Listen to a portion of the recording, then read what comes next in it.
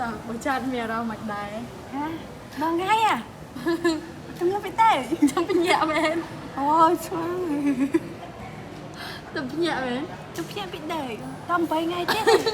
អឺមែនមានអារម្មណ៍មិនដែរមានអារម្មណ៍តែទៅងើបពីដែរមកសេរីជិតដល់ហើយតែមិនទៅ ស្ទឹមទៅបានពាក់កណ្ដាល ពាក់កណ្ដាលគេមិនដឹងធ្វើយ៉ាងណា មិនទៀត តែពេលណាទៅធ្វើហើយគិតចឹកគិតឡើងគិតមិនចេញទេឆ្នាំអូន31ស្រឡាញ់ ចេះតប